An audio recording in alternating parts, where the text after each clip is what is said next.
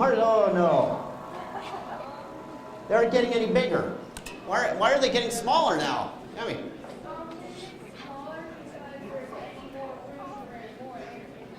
there isn't any more air in them, and what else might be happening to the marshmallow itself? Yeah.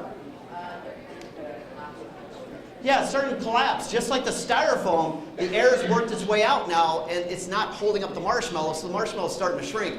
Let's keep it going for another few seconds and see what happens.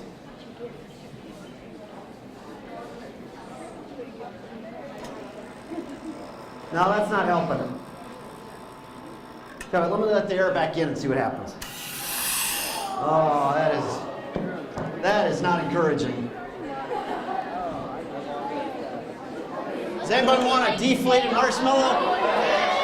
Okay, wait, hold on. These aren't as soft as the ones I just passed out, okay? There aren't as much air.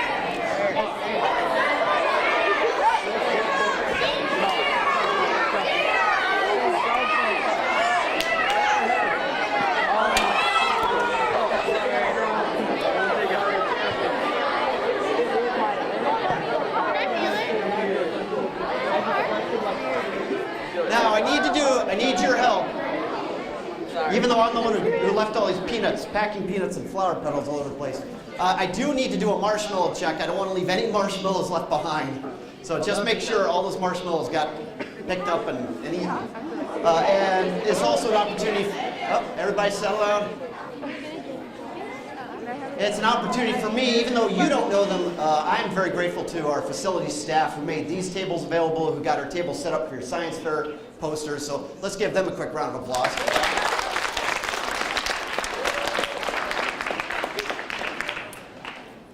All right, where are we at? Oh, I almost forgot about these guys. I'm going to take these test tubes. I'm going to put some dry ice in them.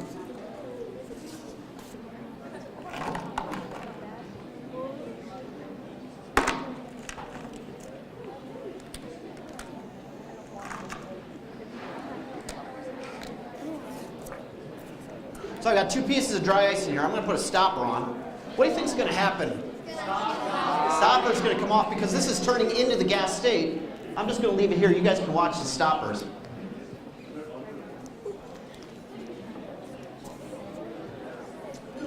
And we'll see what happens with those guys.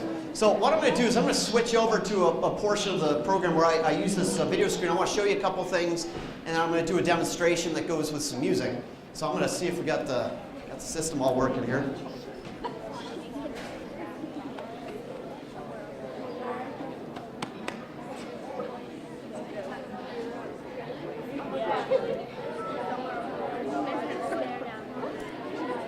Wait, what happened?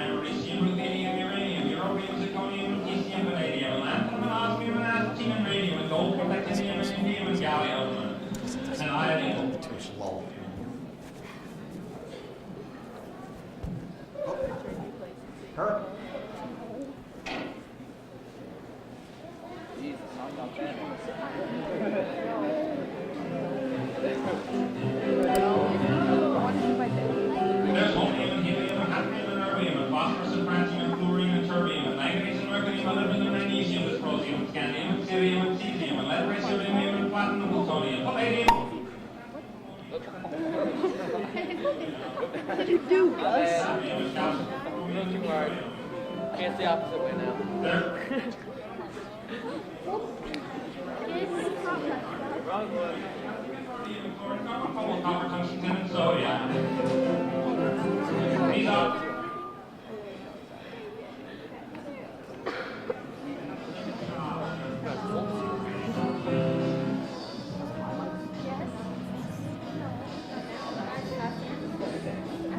So that was just a quick overview of all the building blocks that make up the physical world around us.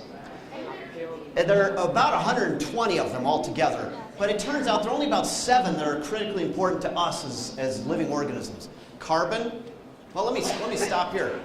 I've given you 1, carbon. Can somebody name the others? Can we get nominations for the other 6?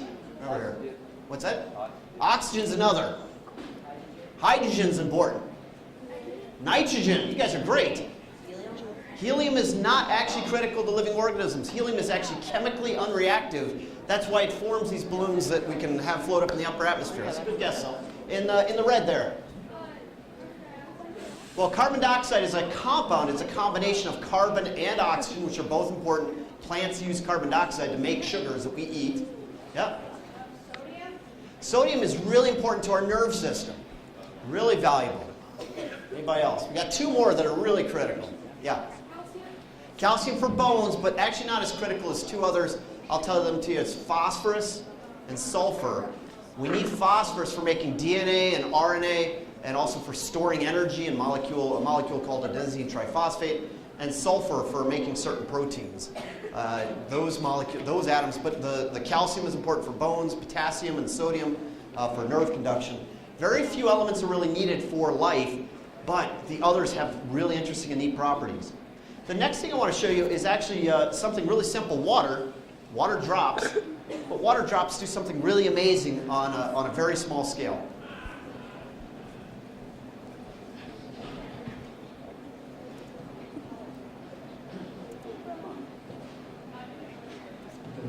But what we'll see is much more interesting. All right, let's drop it. What we've got here are water droplets, which look pretty ordinary at normal speed, but at 2,000 frames per second.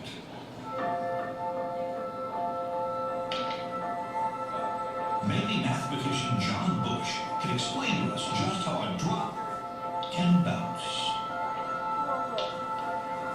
Whoa, whoa, whoa.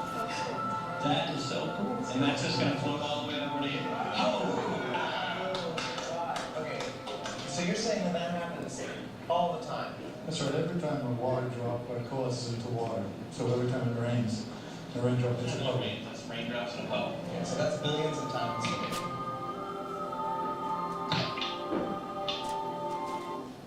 Now what I want to do is just stop at the middle there. Look how perfectly round that is.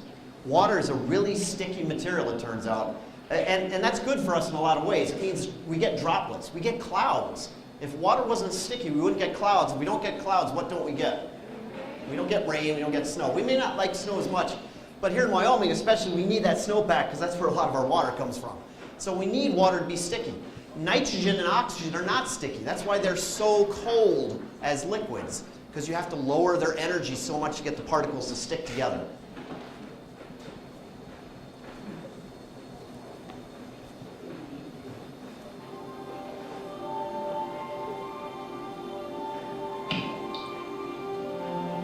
I love how the water acts like a trampoline, and the water drop just bounces on it.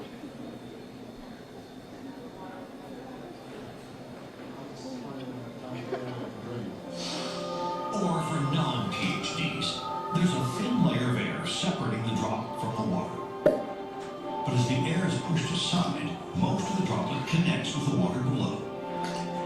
But this happens so fast, the connection is actually pinched off, and a smaller droplet is formed. But why do some of the drops leap up into the air? When it coalesces, waves are generated at the point of contact, and they sweep upwards, the implied force, which lifts the drop off the surface. And then once again, it's surface tension. It has enough force That's to right. pulse itself back off. That's right. A tenth of the size. This surface tension is the quality of a liquid that causes the surface layer of that liquid to behave like an elastic sheet. It's the effect that allows insects to walk on water, and water drops to hold together. Wow, that's crazy. That's amazing.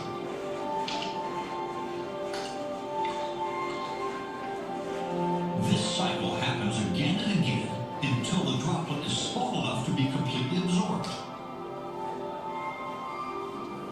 Try to get your... So what I want to do is show you something I actually did in the two small videos I actually made in the lab over here. something that is too small for me to show you as a demonstration, but I took a video of it.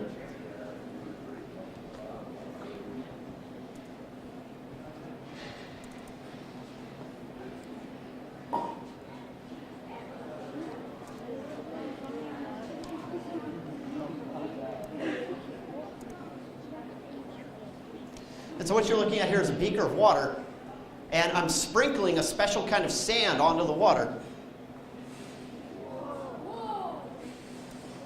That's what we call surface tension. So this sand is different from the sand you find at a beach. The sand you find at a beach is made up of silicon and oxygen with a little bit of hydrogen tossed in there.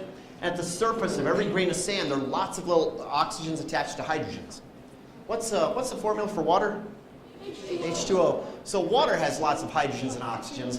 It turns out the hydrogen oxygen in water and the hydrogen oxygen on the surface of sand really like each other, so sand gets wet.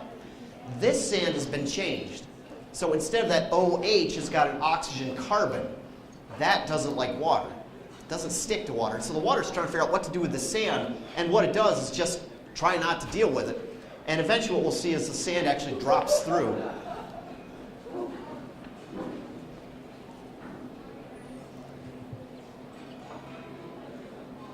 Oh, I shouldn't have stopped the video.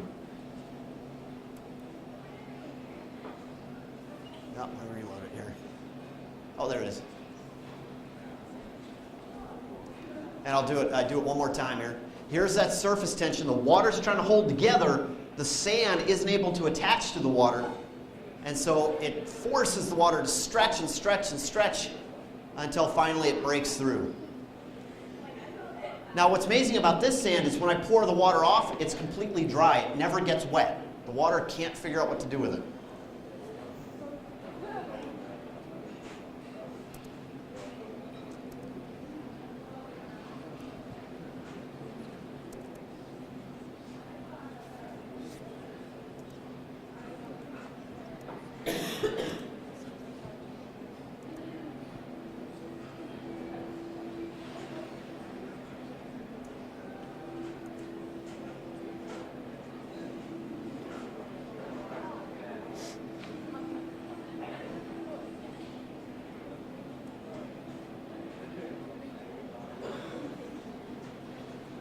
All right, so what you're looking at here is a graduated cylinder that's filled with a mix of isopropyl alcohol, also called rubbing alcohol, and water, but they're mixed in a very special way. In a few seconds here, you'll see an ice cube come into the cylinder. Here it comes.